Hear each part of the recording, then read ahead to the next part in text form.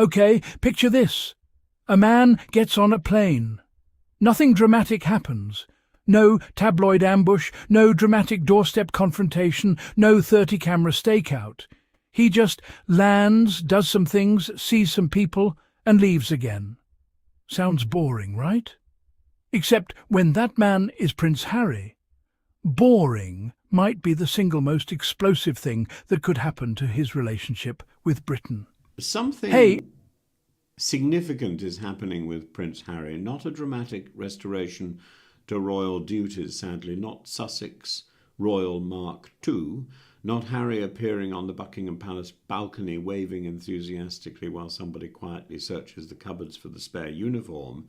Something subtler is happening. Harry appears to be rebuilding a relationship with Britain, and that must be something to celebrate. The Times reports that the Duke of Sussex wants to return to the United Kingdom every few months, following what appears to have been a remarkably successful family visit in July. Harry is expected back for roughly a week in September, principally for WellChild and work connected with the 2027 Invictus Games in Birmingham. Meghan, Archie and Lilibet are not yet confirmed for that visit. This matters because Harry's previous visits to Britain tended to resemble raids conducted under conditions of extreme urgency. Fly in, court appearance, charity engagement, brief family meeting, fly out.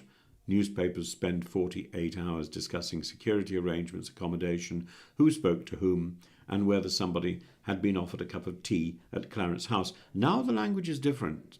A source close to Harry told the Times that the existing template for visits had worked well, and said Harry wanted more of a foothold in Britain with more trips back and less courtroom drama.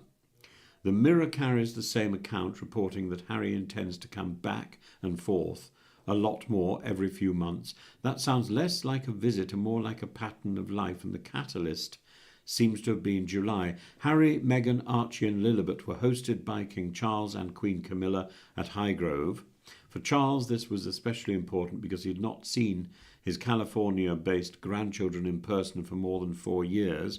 Metro reports that the whole family was hosted at Highgrove during the July visit. The Times describes the occasion as private and says Harry emerged from the reunion feeling buoyed and energised, and that strikes me as the most important part of the story. For years, Harry's relationship with Britain has been entangled with litigation, security disputes, royal quarrels, memoirs, interviews, and competing briefings from anonymous people who were always mysteriously close to somebody. In fact, even after the meeting at Highgrove, there seems to have been a few people reporting what actually happened, what Meghan actually said, what Camilla said. And none of that is true, of course. Families do not normally repair themselves through constitutional statements. They repair themselves through repeated contact. And a grandfather sees his grandchildren, a son sees his father, somebody stays for lunch rather than issuing a communique, then perhaps they meet again. Harry's reported intention to return every few months therefore makes reconciliation more plausible because frequency changes relationships.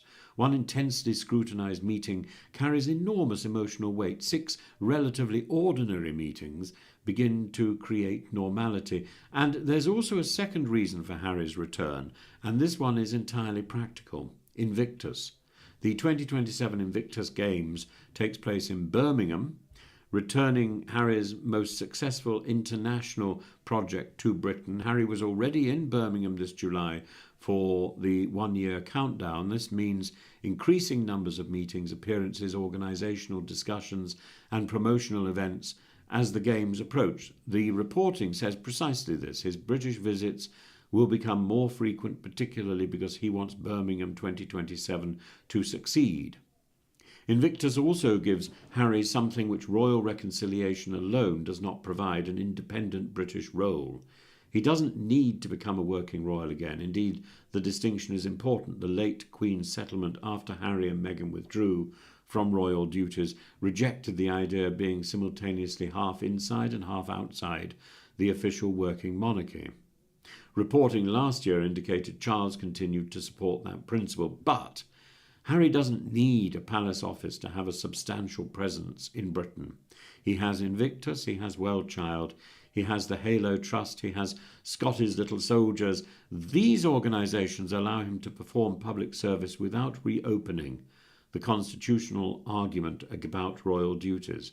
WellChild is particularly revealing. Harry has supported the charity for almost 2 decades. In February, WellChild described him as its patron of 18 years. In July, he visited Birmingham Children's Hospital and met seriously ill children and families supported by WellChild's specialist programs. The charity now has more than 50 specialist children's nurses operating across the UK. This is not some newly invented Sussex initiative designed for Instagram. There is institutional continuity here. Harry attended the WellChild Awards 15 times by September 2025. His expected September visit this year therefore represents something almost mundane, and mundanity might be exactly what he needs. Because the third part of this story concerns Britain itself. Harry has lived in California for 6 years. His children are growing up there. Archie is 7, Lilibet is 5, yet their father is still the son of a British king, grandson of the late Queen Elizabeth II and Diana, and the brother of the future king. And Britain is not simply somewhere Harry used to work. It is home territory and memory territory together. The July visit included a trip to the Spencer family estate where Diana, his mother, is buried. Photographs subsequently shared by Meghan showed Harry and the children in the grounds, and reports suggest the family visited Diana's burial place. Think about that. Think about what this means for Archie and Lilibet. Highgrove connects them with their grandfather. Althorp connects them with the grandmother they never knew. Invictus connects them with their father's adult public life. Regular visits would slowly turn Britain from an abstract component of their identity into somewhere physically familiar. There are still enormous unresolved problems. Harry's security arrangements remain contentious, and I think wrongly so. His relationship with Prince William appears unrepaired and needs sorting out. Meghan's willingness to spend substantial periods in Britain is uncertain, nor should anyone confuse more frequent visits with the restoration of Harry as a working royal. And we should also remain cautious about the reporting itself. The phrase "every few months" comes from a source close to Harry rather than a formal announcement from Harry or Buckingham Palace. What appears firmly established is a September visit associated with WellChild and Invictus, and the broader pattern is reported in tension rather than published schedule. Metro likewise describes him as hoping to return as often as every few months, but something has changed. For several years, Prince Harry's British story seemed dominated by departure from royal duties, from Frogmore Cottage, from departure to California, departure after court hearings. Now the vocabulary is about return, not permanent return, not royal restoration, not reconciliation completed and tied beautifully with a ceremonial ribbon, but return as habit, return for charities, return for Invictus, return so his children might know their grandfather, return perhaps because after years spent fighting over Britain, Harry seems to have remembered something simpler, that he misses parts of it. And perhaps that more promising phrase is, in all this reporting, is not every few months. It is the much less dramatic comment attributed to Harry's circle: he always loves seeing his family. And for a family whose disagreements have spent years becoming international entertainment, the route back was never likely to involve one magnificent summit meeting. It was always more likely to involve something quieter. Come home, see your father, bring the children, then do it again. With Britain. Hey everyone, welcome back to the Royal Truth Desk, the channel where we skip the shouting matches and actually dig into what's going on behind the headlines. And today we're looking at something that sounds small on the surface, but could genuinely reshape the entire Sussex story going forward. Reports that Harry may be planning to show up in the UK a lot more often. Not once a year for a big, splashy reunion. Not a single tearful reconciliation photo. We're talking every few months, regularly, almost normal. Stick with me, because normal is doing a lot of heavy lifting in that sentence, and by the end of this video, you'll understand why. Let's start with the thing that apparently kicked all this off. A reported reunion with King Charles and Queen Camilla at Highgrove. No press pool, no official statement dripping with palace language. Just a quiet, low-key visit that somehow said more than 100 stage photos ever could. Here's the thing about royal reconciliation stories. We've been trained by years of tabloid drama to expect fireworks, a dramatic apology, a tearful hug caught on a long lens, some grand televised sit-down where everyone cries on cue. But real relationships, even royal ones, don't usually heal that way. They heal in kitchens, in quiet gardens, over cups of tea that nobody photographs. If this Highgrove meeting really happened the way it's being described, it suggests something a lot more interesting than a one-off truce. It suggests the beginning of a rhythm, and rhythm is exactly what's been missing from the Harry and Britain relationship since 2020. Think about it. Every visit Harry has made back to the UK in recent years has felt like an event. A funeral, a coronation, a court case. Each one loaded with tension, cameras, and 100 think pieces asking, will they, won't they reconcile?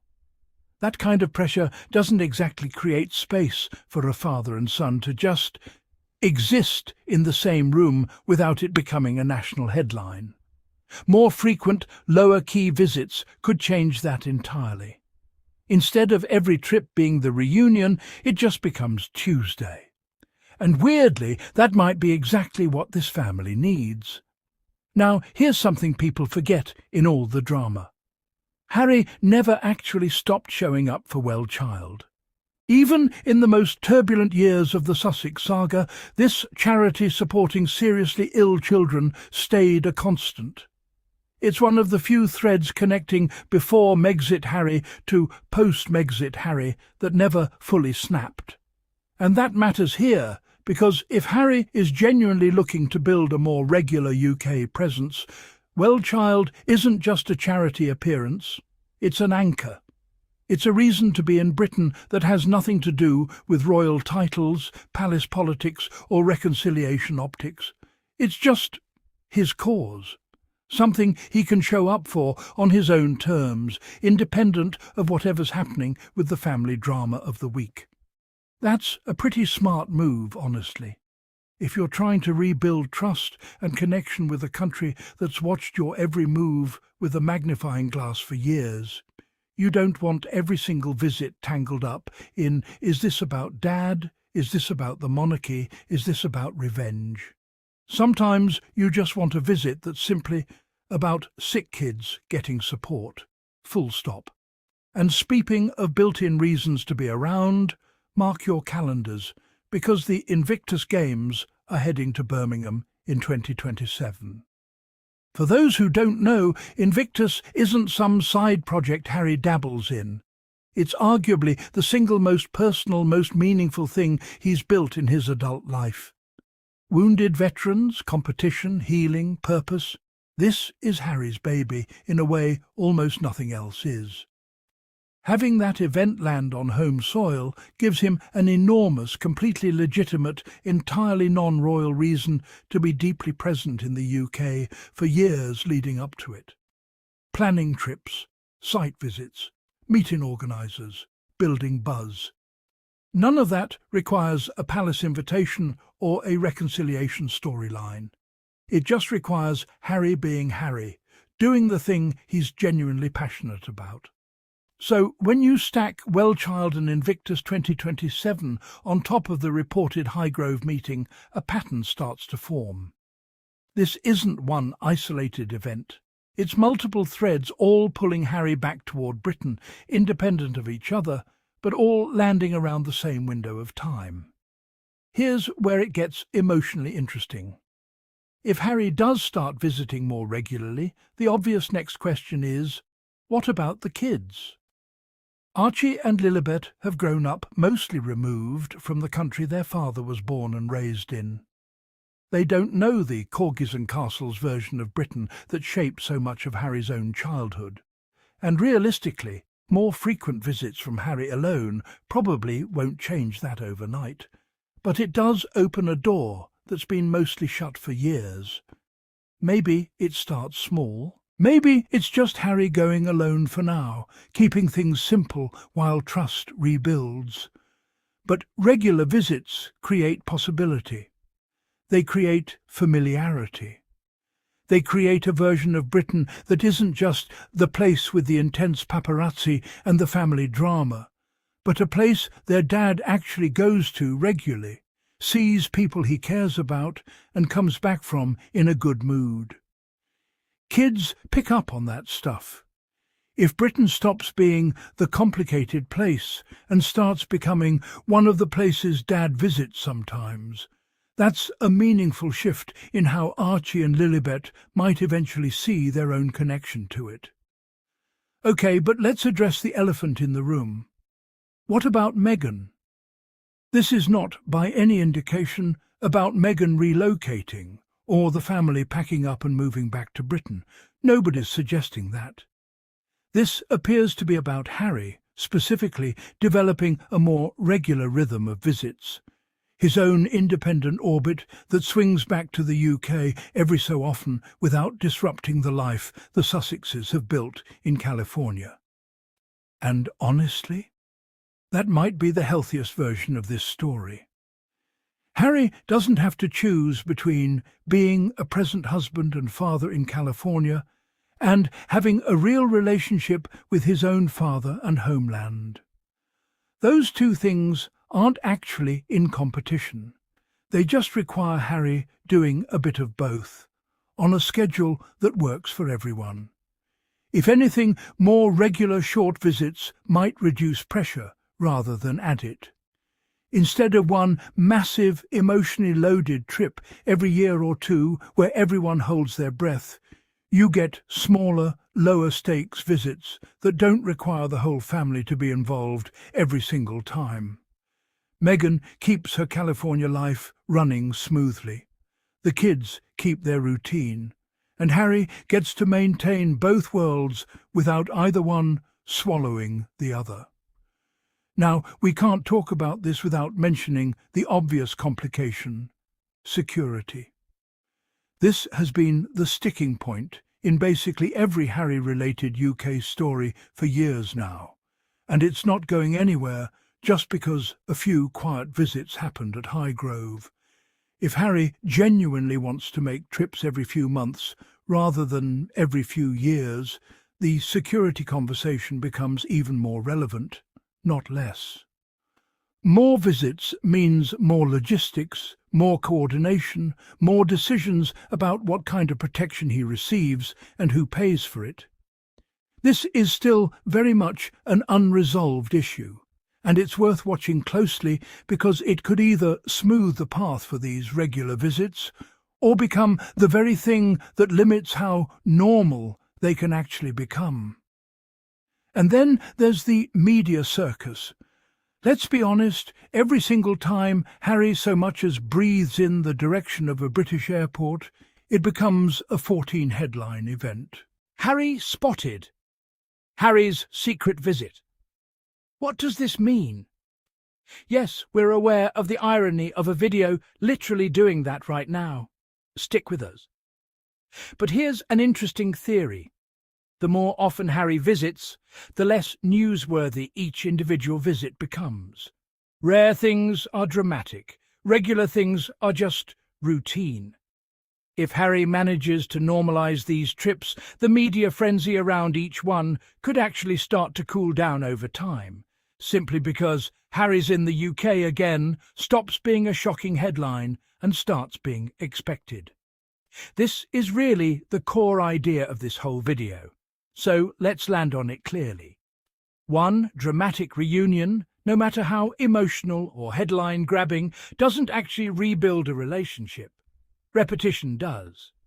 A single big reconciliation moment gives you one really good photo and a wave of awe comments online. But it doesn't give you the small, boring, unremarkable moments that actual relationships are built on. A cup of tea that goes nowhere in particular, a conversation about nothing important, showing up just because it's Tuesday and you happen to be nearby. If Harry really is shifting toward more frequent visits, that's a much stronger foundation for something lasting than any single dramatic reunion could ever be. It's less cinematic, sure, but it's a lot more real. So here's what we want to know from you. Do you think more frequent visits could genuinely help repair things between Harry and King Charles? Or is this just wishful thinking dressed up in hopeful headlines? Should Archie and Lilibet start spending more time in Britain, even gradually?